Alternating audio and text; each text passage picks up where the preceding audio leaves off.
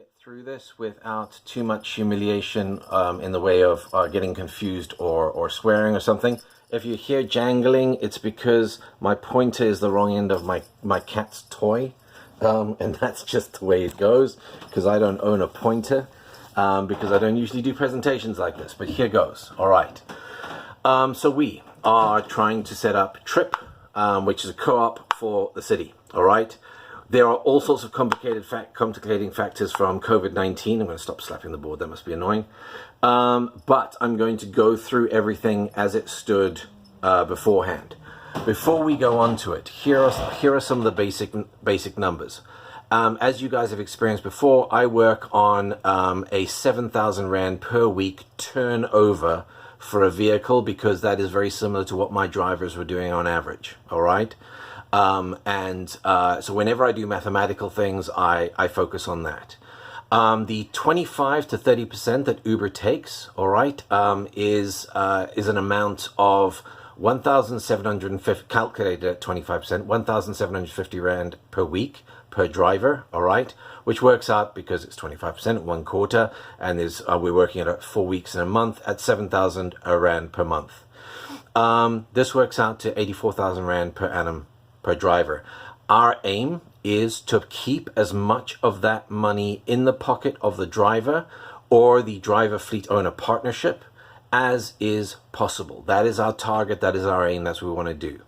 All right. We reckon we can return up to 20% of that, which is 72,800 Rand per driver. So I often talk about 70,000 Rand per driver per year. To give you an idea of how that will benefit the city, at 5,000 drivers, that is an extra 364 million more in local economy.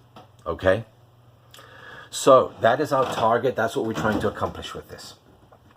So the way I propose the model is, first of all, in the shareholding. Let me pull back a bit. 1 share per member, max. All right? A lot of co-ops, which are profit orientated from the point of view of distributing surpluses, to people who are willing to invest in them, have people able to buy as many shares as they want. We are focused on fairness as opposed to profit making. And so our surplus, we want distributed based on work. All right. We'll get back to that in a minute.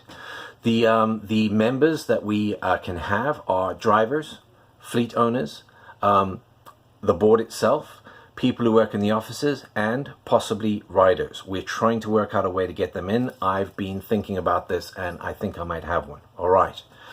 The first 500 people to invest, because that is what people are doing when they buy shares. They're investing in a company. The first 500 to invest get special privileges that people who invest later do not. This is exceptionally normal in the outside world, okay, when it comes to companies that want to start up. They're called angel investors. They always make out better than the people who join later on when it's safer to join a company. So those people who come in earlier, all right, it's a jangle, it's going to distract me.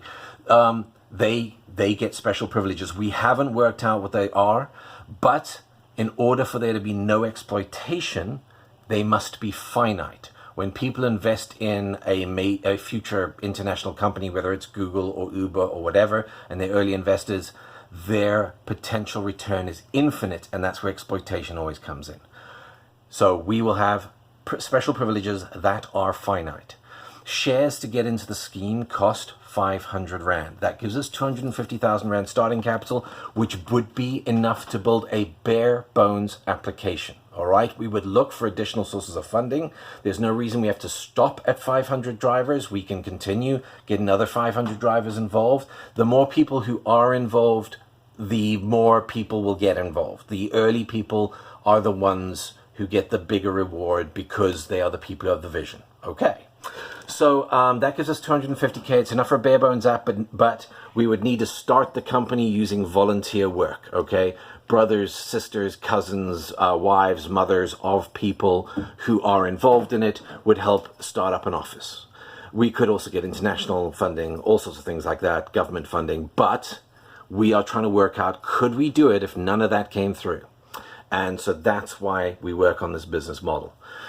All right, for shareholding, as the company works, it creates what a normal company would call profits, which we call either a reserve or a surplus. Okay, anything in excess either gets put into a reserve. That is the emergency fund for the company. It's the working capital for the company, and we want 6 months worth of costs minimum, as far as I'm concerned, in there. It helps us with the agility of the company. I'll explain a little bit more about that later. The surplus distribution, all right, would be done, each person having only one share, on average hours work. This is what we would do. If a person's work is not being tracked, so driver's work is obviously being tracked through the app, but if a person's hours are not being tracked, they are considered to be working a 40-hour week for the time that they're part of all of this. The aim is always to have our surplus at zero. This is the thing Faiza and I are always talking about when we talk about non-exploitation. So we're not trying to make a profit. We're not trying to make a surplus. We'll be trying to do the mathematics so that we're never in the negative, but that we always try to get as close to zero as possible. Never in the negative, but as close to zero. You'll never be perfect, which is why there always will be at least a tiny surplus. But if every single person gets 10 Rand back for their share, okay, for the year out of the surplus, then we did the most amazing, incredible job. All right, that's the important thing to understand. So the return people are getting for their investment is the job that they are working in the office. It is the being a driver within an organization that they are a shareholder and in control of and not being exploited by. All right, that's where they get their return. They get their return by us keeping the money in their pocket in the first place, another 72,800 Rand per year in their pocket in the first place, rather than allowing the thing to remove it from their pocket and then it's got to come back to them via some circuitous route. That is inefficient, and money will be lost on the way if we do that, okay? Because then we become like a government, all right? A government takes taxes and then pays it to police and then charges those police taxes on the money it's paying them. Doesn't make any sense whatsoever, all right? It just creates more bureaucracy. So this is, I'm going off on a tangent. I'm going to leave that alone, but you get the idea. All right, so structure-wise, okay? Structure, we've got a board. The board makes policy, all right? At the moment, all of us on the board are having to do all the work and everything as well, but this is what you end up with, okay? A board that makes policy. The board appoints the executive, all right? Maybe it allows the the shareholders a say in appointing the executive. Maybe it doesn't. We have to decide that later on. That is political stuff, and we have to decide what would be healthiest for the organization. The executive then designs the implementation of that policy, all right? So the board doesn't do that. It might have suggestions, it might have guidance, but it doesn't design the implementation. The executive does. The executive is the chief operating officer, and if he has an assistant, or she, good grief. I don't want the Me Too movement hunting me down and killing me now. Can I just use the one pronoun from now on without getting killed? We'll find out. Okay, so then you've got the office. The office is where the work of the implementation essentially gets done, and also connects to the operators. The operators are there for communication with the drivers. The drivers are there to get the work done on the ground, and of course to get as much as possible of the reward for that work as we possibly can create for them. And then the fleet owners, which you have to think of as part of the network in the suppliers category, all right? There are plenty of people who cannot get their own vehicles. Fleet owners are suppliers. And just like everybody else, they need to be protected within the system. They're not some evil outsider. And if somebody does start behaving like an evil outsider, if we have a system set up, we can have rules for their behavior so they can't take advantage of people. On the subject of operators, what I'm suggesting with operators is what I learned from that East European company that came to South Africa and was originally going to open. It allows you a lot of agility. So what you have is they're independent operators, all right, who are licensed by us to provide services for us, and they take over almost all of the servers of the services of equivalents of a Greenlight hub, something like that. All right, they will probably be drivers who want to earn extra money on the side, especially in the beginning, and there will probably also be fleet owners. There's a slight issue with fleet owners and being operators, which I have noted down, but we can't deal with here. It's too detailed. All right, so they fulfill the hub services. That keeps service high because drivers can change operators. So I'm a driver on Uber at the moment, and I'm also going to be driving on this new system called Trip. And so I join Trip, and I also join as an operator. And then what I do is I help spread the word of Trip to other drivers, and if they come on underneath me, I earn 1% of their income. However, if I treat them badly and don't look after them, they can move to a different operator anytime that they like. Okay, I probably have to restrict it to once a week in case there's weirdos who want to jump around and make everybody's lives difficult. But once a week, a person will be able to move operators. The operator earns 1% of all the driver's income below them. That works out to 280 Rand per driver per month. Okay, 70 Rand per week, essentially, if you have a look at it. 7,000 over there. All right, am I correct? Yes, I am. 70 Rand per week, and we're just doing the 28-day week at the moment. We're not doing the exact calculations for a 30.4 whatever day week. And so that works out to another 3,360 per year for the person who's doing that. And if you think about how often somebody goes to a Greenlight hub, this is a great deal. All right, 2 or 3 times a year, they're going to have to help out their buddy because they're a little bit confused on their app. So if a person who's just looking after their buddies, okay, just 10 of their buddies, they get an extra 2,800 Rand in their pocket, again, staying lovely in the local economy, and they're earning themselves another 33,600 Rand per year. We would expect that some people would decide to be professional operators down the line, okay? Maybe a person decides that they're going to go for it, and they set up a small office, and they're dealing with 300 drivers. They make themselves 84,000 Rand a month turnover, which works out to just over 1 million Rand a year. The reason why this is a good thing to do in the beginning is we have to expect that there will be a reaction from the current marketplace. And that if we start to do extremely well, that they would do things like cut prices to the point where they're actually making a loss in order to run us out of business. What this does is these same drivers who are on multiple platforms, if suddenly Uber ran a special, let's say, that was at 3 Rand a kilometer, these people who are operators and drivers would simply go and work on Uber for a while. We would not be able to compete, and we wouldn't try to compete. Uber would still be paying the drivers the same amount, and they would be hemorrhaging money. But their idea would be if they could do this for long enough, they would drive us out of business. So we wanted a minimum of 6 months surplus in our system in order to be able to run the executive and the office. All right, the operators are fine. The drivers, who are also more than likely multi-platform because we're starting with everybody else after everybody else, those drivers are also able to move across and work for that period. And so that creates agility not just for us, but helps protect the drivers and the fleet owners and everybody in the system, because we understand that this is a system which is cross-platform, okay, for everyone.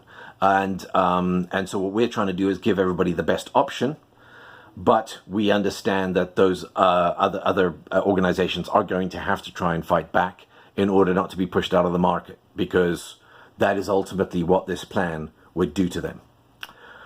That's the business model, folks. It's obviously way more detailed than this, but you get more detailed than this and it turns into a business plan. If we can, oh, sorry, there's the final part of it, which you guys, I did give you documentation on.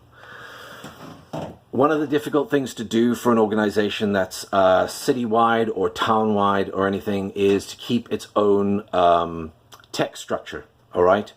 So rather than having tech structure, too much of it on the inside, okay, you would still have a little bit because you've got your own servers and you need to have somebody who manages those servers, although the outside organization would be willing to help you with it.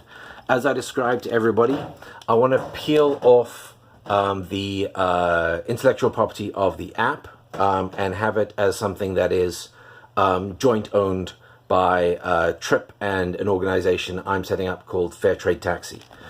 I don't want what we're doing to just be for Cape Town, okay? I want what we're doing to be for any city anywhere in the world where people want to stand up for themselves and want to take over their own destiny.